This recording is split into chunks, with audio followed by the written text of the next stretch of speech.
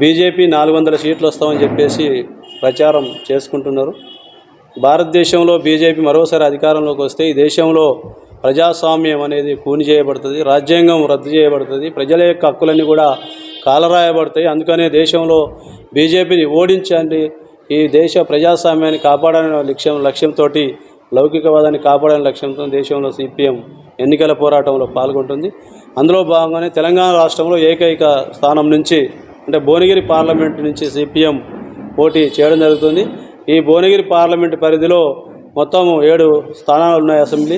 ఈ 7 స్థానాల్లో గతంలో సిపిఎం గెలిచినటువంటి ఎమ్మెల్యేలుగా గెలిచినటువంటి స్థానాలు, బలమైనటువంటి స్థానాలు కూడా ఉన్నాయి. రెండోది, తెలంగాణ రైతాంగ సాయుధ పోరాటంలో ఒక ముఖ్యమైనటువంటి పాత్ర ఈ భువనగిరి నియోజకవర్గమే పోషించింది. ఇక్కడ నాయకత్వం కానీ, పోరాటాలు కానీ, ప్రజలు సమీకరించి పోరాటం చేసే నాయకులంతా కూడా ఈ భువనగిరి నియోజకవర్గం నుంచే, ఈ ప్రాంతం నుంచే ఉన్నారు. ఆ భువనగిరి పోరాట ప్రాంతం నుంచి చేసిన నాయకత్వం ఏదైతుందో తెలంగాణ రైతాంగ సాయుధ పోరాటంలో 10 లక్షల ఎకరాల భూములు పంచడానికి, ఈ దేశంలో ప్రజాస్వామ్య హక్కులు రావడానికి, భూ సంస్కరణ నాంది పలికినటువంటి ఒక చరిత్రాత్మకమైనటువంటి ప్రాంతం నుంచి మా జహాంగీర్ గారు గత 30 సంవత్సరాల నుంచి ప్రజా జీవితంలో ఉంటూ ప్రజల కోసం పనిచేస్తూ నిజాయితీగా, నీతిగా ఉన్నటువంటి వ్యక్తి. అందుకోసం ఈరోజు భువనగిరి పార్లమెంట్ నియోజకవర్గ ప్రజలకు ఒకటే మేము విజ్ఞప్తి చేస్తున్నాం. బీఆర్ఎస్ కానీ, బీజేపీ కానీ, కాంగ్రెస్ నుంచి నిలబడే అభ్యర్థులకు వాళ్ళకి అర్హత ఏంటంటే డబ్బులు. కానీ మా అభ్యర్థికి డబ్బులు తప్ప అన్ని అర్హతలు ఉన్నాయి. ప్రజా ఉద్యమం నియోజకవర్గ ప్రజలందరూ కూడా ఆశీర్వదించి మంచి మెజార్టీతో ఓట్లు వేసి గెలిపించాల్సిందిగా విజ్ఞప్తి చేస్తున్నాను మీ ద్వారా. ప్రధానంగా ఈ భువనగిరి పార్లమెంటు సంబంధించినటువంటి ఎన్నికల్లో సిపిఐఎం పార్టీ స్థానిక సమస్యల్ని ఎజెండాగా తీసుకొని ముందుకెళ్తూ ఉంది. నిత్యం ప్రజల కోసం పనిచేస్తున్నటువంటి కమ్యూనిస్ట్ పార్టీ మార్క్సిస్ట్ ప్రజా సమస్యలపై అనేక అనుభవాలు ఉండి అనేక పోరాట ఫలితాలను కూడా సాధించినటువంటి పార్టీగా ఉన్నటువంటి మేము ఈ ఎన్నికల్లో మా పార్టీ భువనగిరి పార్లమెంటు నుంచి పోటీ చేస్తూ ఉంది కాబట్టి గెలిపించాల్సిందిగా విజ్ఞప్తి చేస్తూ ఉన్నాం. ప్రధానంగా మీ అందరికీ తెలుసు, భువనగిరి పార్లమెంటు స్థానం చాలా వెనుకబాటుకు గురైంది.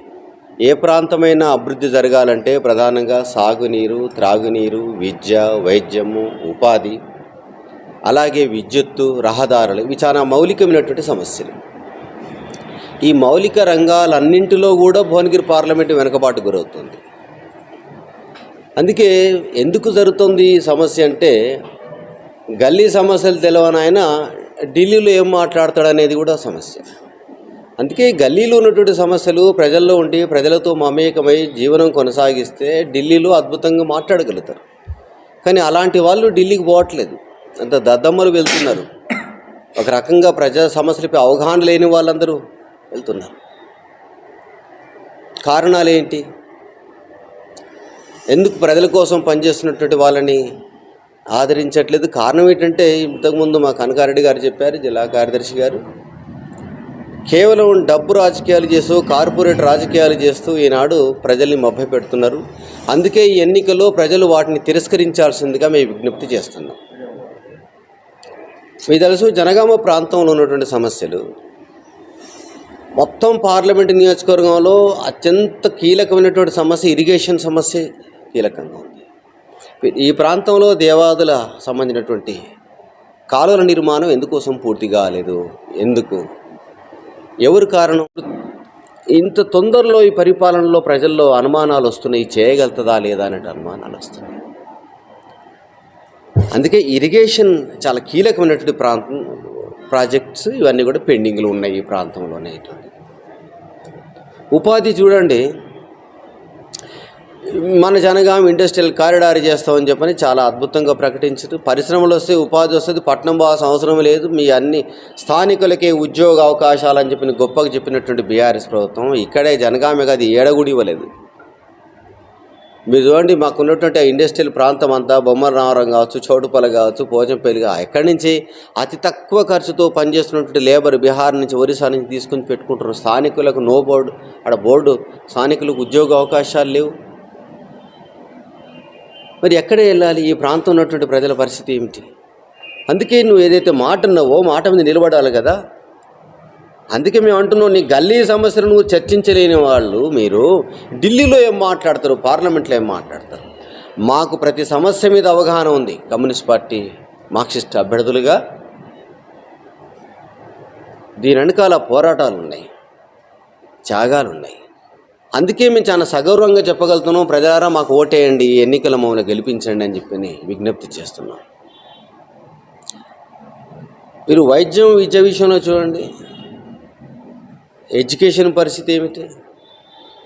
కాస్త గట్టి చదవాలంటే పట్నం పోవాల్సిందే. ఇంజనీరింగ్ విద్య కావచ్చు, అది మెడికల్ విద్య కావచ్చు, ఇంకే విద్య అయినా కావచ్చు.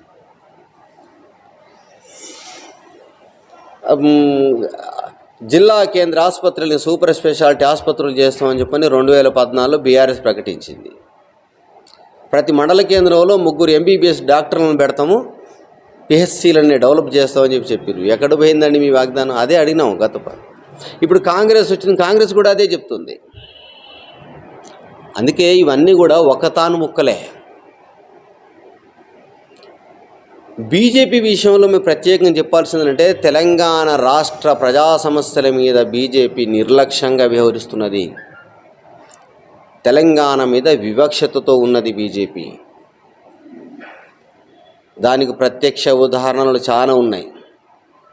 మీరు చూడండి, కడపలో ఎయిమ్స్ పెట్టారు, అది పూర్తయింది, అద్భుతంగా పనిచేస్తుంది. మరి బీబీనగర్ ఎయిమ్స్ నిధులు ఎవరు ఇవ్వాలండి? కేంద్ర ప్రభుత్వమే కదా. మరి ఏంటి తెలంగాణ అంటే మీకు వివక్షత? అక్కడ ఎయిమ్స్లో మొత్తం వాళ్ళు అన్నది 750 పడకల ఆసుపత్రి, 42 డిపార్ట్మెంట్లు అని చెప్పారు. 150 పడకలు రన్ అవుతున్నాయి. ఇప్పుడు ఆ 150 పడకల్లో కూడా కాస్త సీరియస్ పొజిషన్ ఉంటే గాంధీకి రెఫర్ చేస్తున్నారు ఎయిమ్స్ వాళ్ళు. ఎయిమ్స్ ఏంది, గాంధీకి రెఫర్ చేయడం ఏంటి? జాతీయ ప్రమాణాలతో కూడినటువంటి వైద్యం అందించాలి కదా.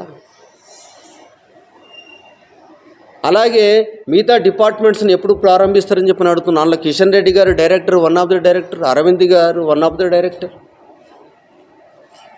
అందుకే చెప్తున్నటువంటి మాటలు మాత్రం కోటలు బ్రహ్మాండం ఉన్నాయి, కానీ కాలు మాత్రం తంగలు దాటట్లేదు. ఇది బీజేపీ పాలకులే. కానీ అందుకే బీజేపీకి ఎన్నికలు ఓటు అడిగే హక్కు లేదు. బీఆర్ఎస్ కానివ్వండి, కాంగ్రెస్ కానివ్వండి, ఇవన్నీ కూడా ఒక రకం సంబంధించినటువంటి పెట్టుబడిదారీ బూర్జువా పార్టీలకు లక్షణాలతో కూడినటువంటివి. ఈ పార్టీలు ప్రజల్ని మాయ చేస్తాయి, మభ్యపెడతాయి, ప్రజల్ని గందరగోళం గురి చేస్తాయి. అందుకే మీ ద్వారా భువనగిరి ప్రాంత ప్రజలకు, నియోజకవర్గ ప్రజలకు విజ్ఞప్తి ఏమిటంటే, ప్రజలు గందరగోళానికి గురి కాకూడదు. ప్రజా ఉద్యమాల్లో రాటుదలి సమస్యలపై పనిచేసినటువంటి సిపిఎం అభ్యర్థులను గెలిపిస్తే ఈ భువనగిరి నియోజకవర్గ, పార్లమెంట్ నియోజకవర్గ ప్రాంతం మరింత అభివృద్ధి అవుతుంది. అభివృద్ధి నినాదమే సిపిఎం నినాదం.